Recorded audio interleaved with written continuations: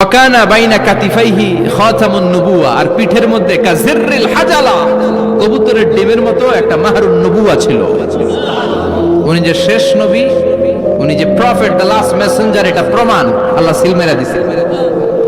বাম দিকের কাঁধে, ডান দিকে না, কোন দিকে?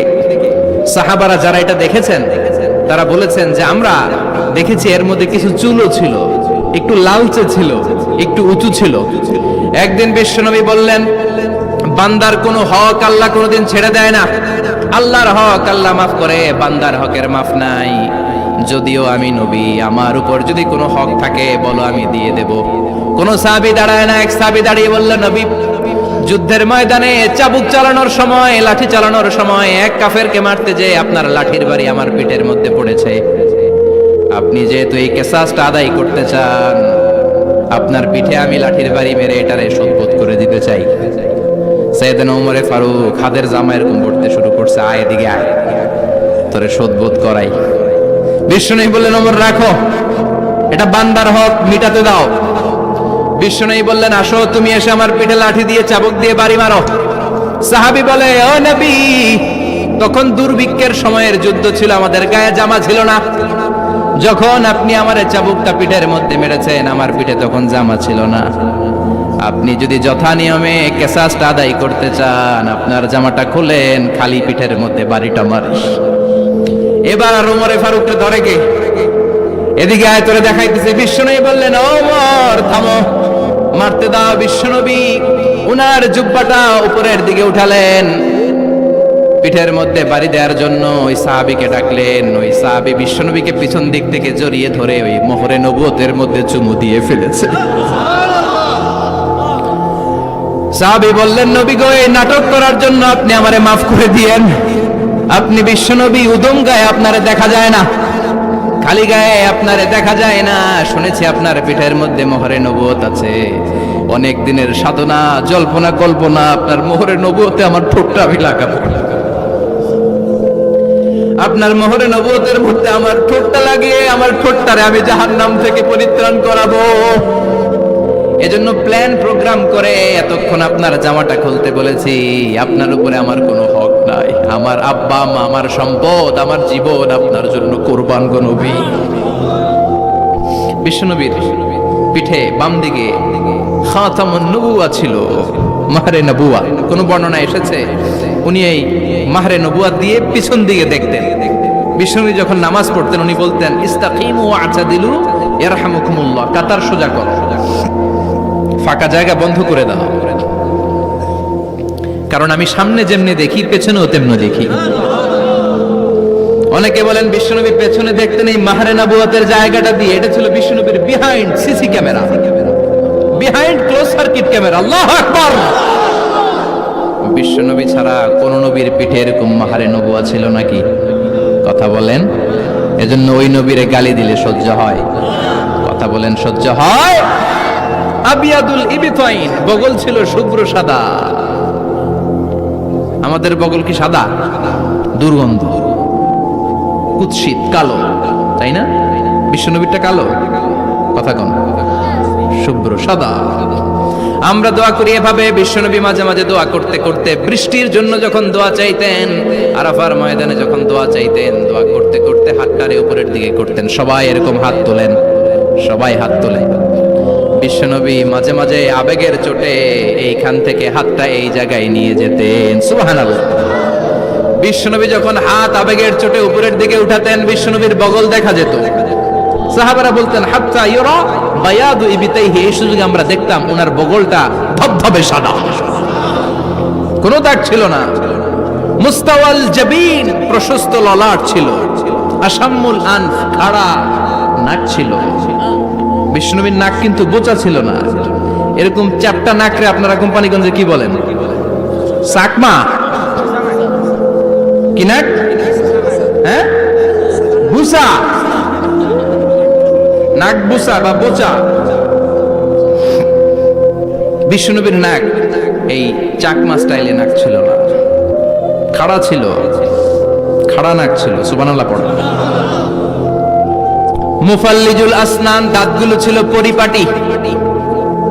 বিশ্বনবীর দাঁতের দিকে তাকালে বিশ্বনবীর হাসির দিকে তাকালে মনে হতো হাসিতে যেন মুক্তা ঝরে। বিশ্বনবী দেখতে কেমন ছিল আন্দাজ পাচ্ছেন না মোটামুটি? এই চমৎকার দেহটা নিয়ে যখন আয়নার সামনে দাঁড়াতেন, বিশ্বনবী জোস জোস পোজ দিতেন না। এখনকার ছেলেপেলেরা বলে আয়নার সামনে দাঁড়াইয়া দেই জোস জোস পোজ, আচ্ছা না নাই? বিশ্বনবী জোস জোস পোজ দিতেন না।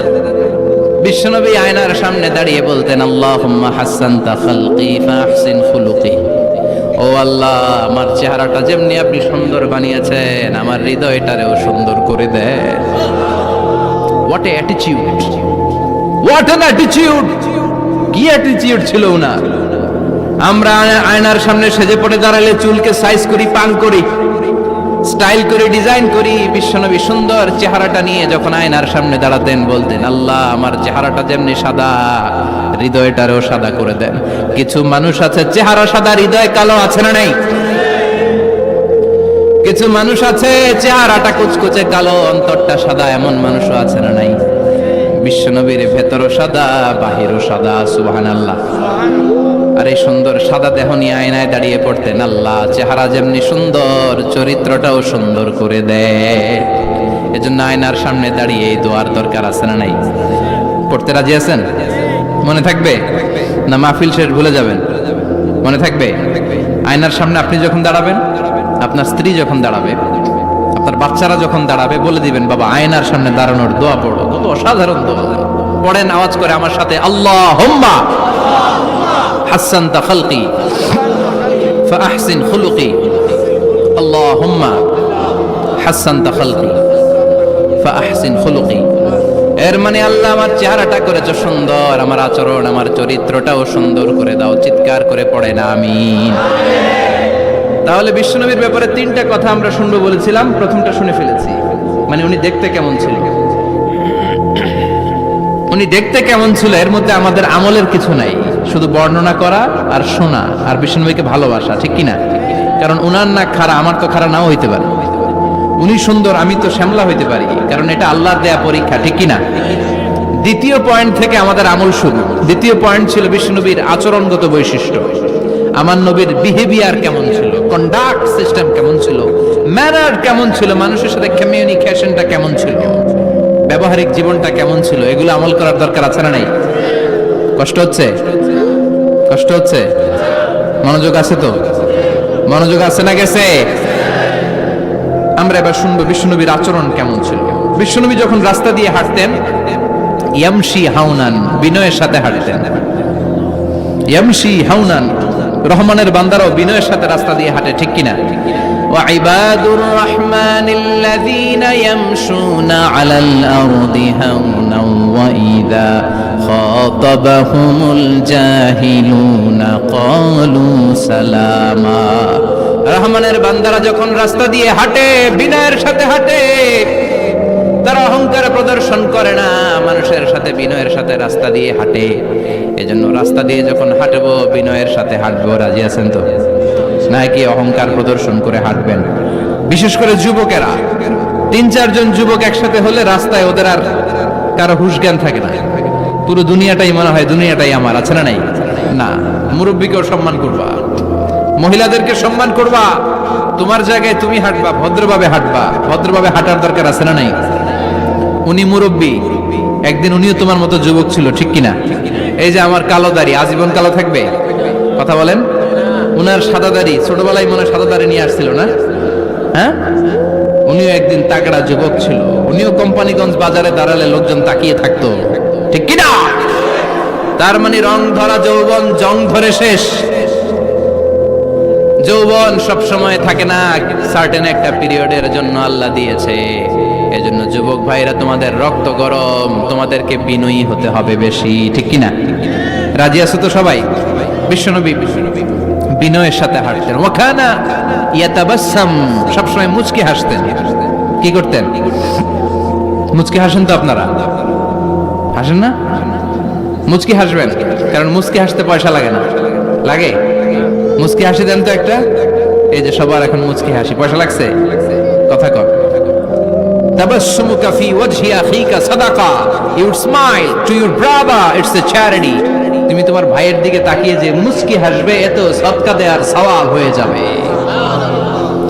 বিশ্বনবী সব সময় মুচকি হাসতেন। হাসি তিন ধরনের, তাবাসসুম, দিহক, কাহকাহা। কাহকাহা মানে অট্ট হাসি, আলিফ লাইলার দত্তরা যেমন হাসি দেয় ওই হাসি। এটা নামাজের মধ্যে কেউ দিলে নামাজও শেষ, ওযুও। আর দেহেক, হালকা আওয়াজে হাসি, সামান্য দাঁত দেখা যায় মাঝে মাঝে। বিশ্বনবী মজা করে এরকম হাসি দিতেন, কিন্তু সব সময় বিশ্বনবীর ঠোঁটের মধ্যে মুচকি হাসি লেগেই থাকতো। তাহলে আমরা বিনয়ের সাথে হাঁটবো, নাম্বার 1। নাম্বার 2, সবসময় মুচকি হাসবো। রাজি আছেন? ঘরে যেই স্ত্রীকে একটা মুচকি হাসি দিবেন, আজকে রাতেই দিবেন, যেই একটা মুচকি হাসি। রাজি আছেন? হ্যাঁ, ভালোবাসা বাড়াই দিবে কে? কথা কয় না। ভালোবাসার কথা আসলে আওয়াজ কমে যায়। ভালোবাসার কথাও কোরআনে আছে না নাই? আল্লাহু আকবার। আল্লাহ দাম্পত্য জীবনের ভালোবাসা তুমি বাড়িয়ে দাও। ইযা ইলতাফাতা ইলতাফাতা জামিআন। এই দুই একজন ওঠা বসা করতেছে কেন? ওঠা বসা করা যাবে না, বসেন। আর অল্প কয়েক মিনিট কথা বলবো। এখানে তো অনেক বিশৃঙ্খল, আমি তো বলতেছি না কিছু, অনেক বিশৃঙ্খল হয়ে গেছে মাহফিলটা। ওঠা বসা করা যাবে না, বসেন। 2-4 মিনিট কথা বলে আমরা একসাথে বিদায় নিব। কারণ এই মাহফিলগুলোর একটা সৌন্দর্য আছে, আপনি ওঠা বসা করলে সৌন্দর্যটা নষ্ট হয়। আপনি কি মনে করছেন শুধু এই মিডিয়া কর্মীরাই ভিডিও করে, ফেরেশতাদের ভিডিও নাই? ওয়া কুল্লা শাইইন আহসাইনাহু ফি ইমামিন মুবিন। ফেরেশতাদের ভিডিও ক্যামেরার নাম ইমামুম মুবিন। সুবহানাল্লাহ পড়েন। এই ইমামুম মুবিন নামক ক্যামকর্ডার, এটা দিয়ে তারা রেকর্ড করে নিয়ে যায়। এজন্য ওঠা বসা করলে এটা সুন্দর লাগবে। কথা বলেন। আর উঠবেন কেউ? আর কয়েক মিনিট কথা বলবো, আমরা কেউ উঠবো না ইনশাআল্লাহ। পড়েন। ইযা ইলতাফাতা ইলতাফাতা জামিআন। বিশ্বনবীর যদি ডানে বায়ে কোথাও তাকানোর দরকার হতো, উনি আর চোখে তাকাতেন না। অনেকে এইভাবে বসে আছে, ডানে এমনে তাকায়, এমনে আছে না নাই? এইভাবে এমনে তাকায়, আছে না নাই? এভাবে তাকানো যাবে না। বিশ্বনবী ডানে তাকানোর দরকার হলে ইলতাফাতা জামিআন, অ্যাবাউট টার্ন, ঘুরে যেতেন, ঘুরে এইভাবে তাকাতেন। আবার বায়ে তাকানোর দরকার হলে বুকটা নিয়ে, শরীরটা নিয়ে ঘুরে যেতেন, এইভাবে তাকাতেন। সুবহানাল্লাহ পড়বেন না? আর চোখে তাকানো কি ভালো স্বভাব? বিশ্বনবী ইযা ইলতাফাতা ইলতাফাতা জামিআন, যেদিকে তাকাবেন ওদিকে ফুল্লি মনোনিবেশ করতেন, তারপরে তাকাতেন। সুবহানাল্লাহ পড়েন।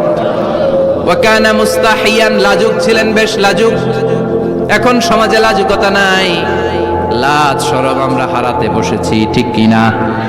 বিশ্বনবী আসাদ্দু হায়াআন মিনাল আযরা ফি খিদরিহা। যেই মেয়েদের বিয়ে হয় নাই, এমন ভার্জিন নারী, কুমারী নারী যারা পর্দার ভেতরে অনেক লাজুক হয়ে বসে থাকে, বিশ্বনবী পর্দার আড়ালে ওই কুমারী নারীদের চাইতেও বেশি লাজুক ছিলেন। এত লাজুক ছিলেন, এত লাজুক ছিলেন, লজ্জা পেলে চেহারাটা বিশ্বনবী লাল হয়ে যেত। ছোট্টবেলায় হালিমাতুস সাদিয়ার বাড়িতে যখন দুধ খেতে গিয়েছিলেন, বিশ্বনবীর দুধমা হালিমাতুস সাদিয়া বলে, এই কুরাইশি মুহাম্মদ ছেলেটাকে কখনো কাঁদতে দেখি নাই। ক্ষুধা লাগলেও কাঁদে না, ব্যথা পেলেও কাঁদে না, শুধু লজ্জাস্থানের জায়গা থেকে কাপড়টা একটু সরে গেলে ছোট্ট মুহাম্মদ চিৎকার দিয়ে ওঠে। কি বুঝে সে? ক্ষুধা লাগলেও কাঁদতো না, ব্যথা পেলেও কাঁদতো না, লজ্জাস্থানের জায়গা থেকে কাপড় সরে গেলে বিশ্বনবী চিৎকার দিয়ে উঠতেন। সুবহানাল্লাহ পড়েন। এজন্য লজ্জা শরমের দরকার আছে না নাই? ইযা লাম তাস্তাহি ফাসনা মা শি'তা। যদি লজ্জা শরম না থাকে, যা মন চাই তাই করতে পারো। এটা আমাদের বাংলাদেশে ব্যাপক। লাজ শরম কিচ্ছু নাই, যে যেটার যোগ্য না সে সেইটা করতে যায়, ঠিক কি না? এই যে হিরো আলমের মনোনয়ন নিয়ে টানাটানি, কোনো লজ্জা শরম আছে? আমার যোগ্যতা থাকতে হবে না? আমাকে রাজনীতি জানতে হবে না? আমাকে যদি আজকে বলে মিজানুর রহমান আজহারি আপনি অনেক কোয়ালিফাইড লোক, আপনি কালকেই দেশের প্রধানমন্ত্রী, আমি ওই জায়গায় বেহুশ। কারণ আমার নাই কোনো রাজনৈতিক জ্ঞান, নাই কোনো ডিপ্লোম্যাটিক জ্ঞান, নাই কোনো কূটনৈতিক জ্ঞান, এই কাজ আমার নয়। এজন্য লাজুকতার বড় দরকার। যেখানে যার বসা দরকার সে সেখানে যাবে। কিয়ামতের আগে যেই লোক যেই চেয়ারে বসার দরকার ওই লোক ওই চেয়ারে বসবে না। এটা হলো কিয়ামতের আলামত। জোরে কোন ঠিক কিনা?